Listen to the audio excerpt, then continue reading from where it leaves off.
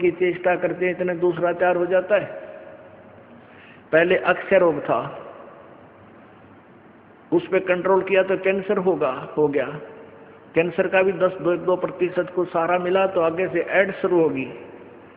और तेरा गजब, एक तो एक आगे नई बीमारियां, किसी का कोड लग गया, किसी का किसी प्रकार की तकलीफ, किसी का बेटा मर गया, किसी का पूरा परिवार नष्ट हो गया। अब कलयुग में इसलिए परमात्मा ने कहा था कि मैं अपने बच्चों को कलयुग में संभालूंगा, कि कलयुग में पिछले तो पुण्य आपके पास रहेंगे नहीं, प्रारब्ध में बहुत कम पुण्य आएंगे तुम्हारे हिस्से में और दुख होंगे गणे। और जो पूजाएं तुम उस समय कलयुग में आप कर रहे होगे, जो काल के द्वारा भ्रमित, कोई देवता की, कोई भैरव की, कोई भूत की, कोई पितर की, या काल के द्वारा भेजे गए नकली संतों की, ये 10-12 संत पंथ बना रखे हैं, 15-16 पंथ है, और भी ये नए नए पंथ चल गए, इनमें भी आप पूजा कर रहे होगे तो भी आपको लाभ नहीं होगा, क्योंकि आपके पिछले संस्कार नहीं हैं। तो उस समय परमेश्वर ने कहा था कि तो काल ने ये कहा था कि कलयुग में इनको ऐसा कर दूंगा, ये भक्ति के योग नहीं रहेंगे, शराबी, कबाबी, स्वार्थी, निर्लज, ऐसी पिक्चरें बना दी। देखते आप देख लो पश्चिमी देशों में नग्न नाच हो रहा है, सरेआम जो घूम रहे हैं जैसे पशु घूमया कर नंगे, कोई कुर्ते के छोटे छोटे कपड़े पहनकर बहन बेटियां भी सरेआम ऐसे घूम रही है। तो ऐसी निर्लज्जता कर दी। अब ये हमारे समाज में भी घर करने लगी। पहले होठों पर लिपस्टिक, ये नाखून पॉलिश और उस तरह के लटक मटक, ये पाउडर चटक मटक, ये कोई बहन बेटी हमने करती नहीं देखी। ऐसी वो वैसा किया करती थी, उनको घटिया औरतें माना करते थे। और आज देख लो, जब कोई भी पीछे नहीं रही, बहन बेटियां इसी बूंदी पॉलिश लाऊंगी, पूरे नौ न लाल कर लेंगी, मुंह इसा बूंदा लाल, देखते बूंदा शक्ल भी ना अच्छी लगे। तो इस तरह की ड्रामाबाजी इस काल ने करवा दी, हमें निर्लज्ज बना दिया। और सरेआम डांस करती हैं ब्याह शादी में, बेटियां नाचे, उड़े बाप नाचे, उड़े बेटी नाचे, उड़े माँ नाचे। अरे थारा गजब, इधर वैसा ही नाचा करती थी कि बंद कोठों में, आज सरेआम नचा दिए काल ने हमारे को, हम निर्लज्ज हो गए। अब इस समाज को देखो, कल बताया था आपको कि इस शिक्षा का अवगुण घना है, लाभ एक है, और ये लाभ सब अवगुणों को सेट कर देगा। कि अवगुण ये है कि निर्लज्जता, चातुरता, हम एक दूसरे के जो है ना प्रिय नहीं रहे, अपनी चतुरता के कारण काग बन गए। काग क्या करता है कि जैसे कौवा होता है, गधे की चोंच कमर टूटी होती है और उस जख्म को ही दूनी चोंच मार मार कर उससे खाता है। हम इस चतुरता के कारण रिश्वत लेते हैं, किसी का काम नहीं कर अधिकारी, वो पैसा लेने के लिए उनको 100 ऑब्जेक्शन लगाकर चक्कर कटाते रहते हैं। कोई 2 का 20 बनाते हैं, सब घी में मिलावट, दूध में मिलावट, सब्जी में, हर चीज में मिलावट। कहते हैं ऐसा इंजेक्शन लगाते हैं, बेल का तोरी तड़के इतनी लंबी हो ही पावे। थारा गजब वही, सिर्फ वो बेचन खाते रहे कि थारा पैसा, तुम्हें पैसा मिल जाए, हुकंड क्रुक। तो ये चतुरता आ गई। अब डॉक्टर लोग देख लो, सभी तो नहीं हुआ करते, लेकिन 80% इतना जुल्म करते हैं। 2 रुपये का 100 रुपये मांग ले, 200 मांग ले, कोई टाल नहीं, 500 मांग ले, 1000 गरीब आदमी से। और भी किसी स्तर में देख लो आप, कोई पीछा नहीं रह रहा। जिसका भी जहां दाव लगता है वो तुरंत डंक मार देता है। जिसके पास कोई मिलावट में रोड करने सथाना नहीं है, वो तो करेगा कहां से। तो अब इसमें अवगुण तो इतने हो गए, माया माया दिखाई देती, ना भाई दिखता, ना बाण दिखती, ना भगवान दिखाई देता। और गुण इसमें एक है इस शिक्षा में कि हम अपने सदग्रंथों को स्वयं पढ़कर भगवान पहचान लेंगे, और इस भगवान के पहचानने के उपरांत इस ज्ञान को सुनने के बाद अपने आप ये माया की हवस नष्ट हो जाएगी।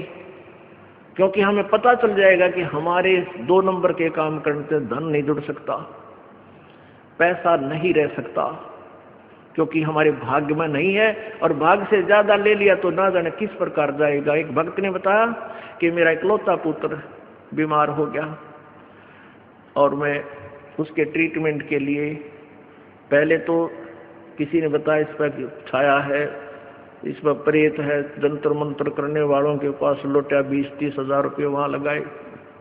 फिर डॉक्टर लोकल हॉस्पिटलों में दिखाया, वहाँ काफ़ी पैसे लगे। फिर बताया इसके दोनों किडनी फेल होगी, all India medical institute Delhi गया, वहाँ किसी से रिश्तेदार से ले लवा के वो गुर्दा पैसे वैसे दे कर कहते उसके 3 लाख रुपए लड़के के लगे, दोनों किडनी चेंज कराई। वो किडनी तो सफल होगी, सुख की सांस ली, 3 लाख रुपये लाग गए, और 6 महीने के बाद वो इकलौता पुत्र बस एक्सीडेंट में मर गया। और तेरा गजब हो गया, टक्कर मार मार कर रोया।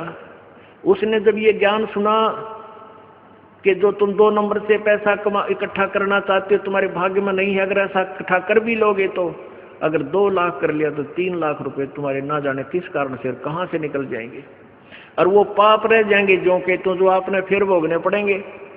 वो पाप यों के यूं रह जाएंगे, पैसा नहीं रहेगा जो तुम्हारे भाग्य में नहीं था, तुमने धक्के से कहीं से इकट्ठा भी कर लिया था। तो उसने फिर अपनी कथा बताई कि जैसे ऐसे मैं बहुत जुल्मी आदमी था, अब आपके ज्ञान से आंखें खुल गई। लेकिन 2 रुपये की रील आया करती 20-30 साल पहले, 35 साल पहले। ये कैसेट होती है टेप की, ये टेप चले थे उस टाइम, और उस पर दूसरी कंपनी जो अच्छी बिकती थी उसकी मोहर लगा देते थे और 2 रुपये के रिफल थोक के वाला आता था, तोल के बात है, और 35 रुपये की बेचा करता हुआ कैसेट किसी, और कोई खराब हो जाती धमका देता था, भाग जा, ओरिजिनल दे रखी थी बनता है। तो आज मेरे साथ ठीक बनी, और थोड़ी सजा है मुझको आपके ज्ञान से पता लग गया, मेरे जैसे दुष्ट को तो और सजा चाहिए थी। तो पुण्यात्माओं, इस ज्ञान से इस माया की हवस को तो खत्म कर देंगे, निर्लज्जता भी खत्म हो जाएगी। हमारी बहन बेटियों देख लो यहाँ पर किस प्रकार आती हैं, एक देवी आया करती हैं ऐसे, ना कोई फंड करती, अपना सीधे साधे कपड़े पहन कर जो एक आम सभ्य समाज में होना चाहिए ऐसा इनका व्यवहार हो गया है।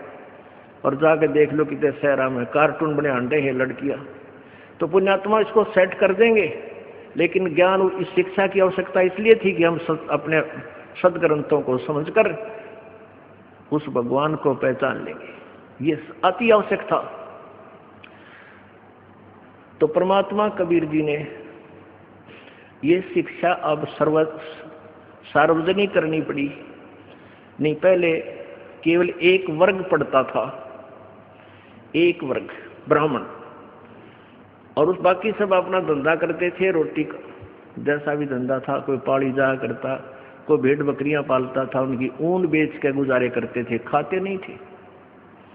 कोई गाय पालते थे, कोई खेती करते थे, कोई मजदूरी करते थे, अपना ठीक टाइम पास कर रहे थे। ऐसा ही काम हमने चाहिए था, और भगवान की भक्ति साथ चाहिए थी।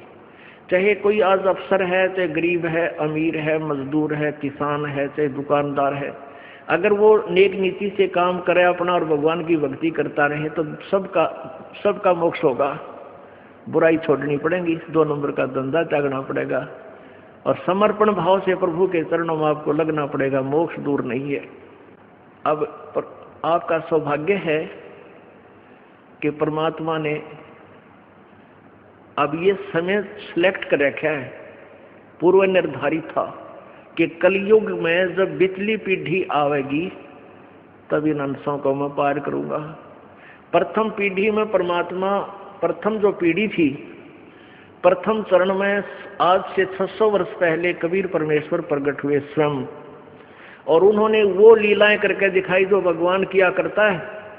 जैसी लीलाएं कबीर परमेश्वर ने की, आज हमारे वेद बताते हैं कि वो परमात्मा ऐसे आता है, छोटा सा शिशु रूप धारण करके आता है, फिर उसकी परवरिश कुंवारी गांव से होती है, वो बड़ा होकर के फिर अपना ज्ञान प्रचार करता है, उसको लोग कवि कहने लग जाते हैं, वो एक सुप्रसिद्ध कवि की उपाधि प्राप्त करता है, लेकिन वो परमात्मा होता है, और वो ऊपर तीसरे धाम में रहता है, सतलोक में रहता है, और वहां से चल कर आता है, गति करके आता है, अपनी प्यारी आत्माओं, श्रेष्ठ आत्माओं को मिलता है।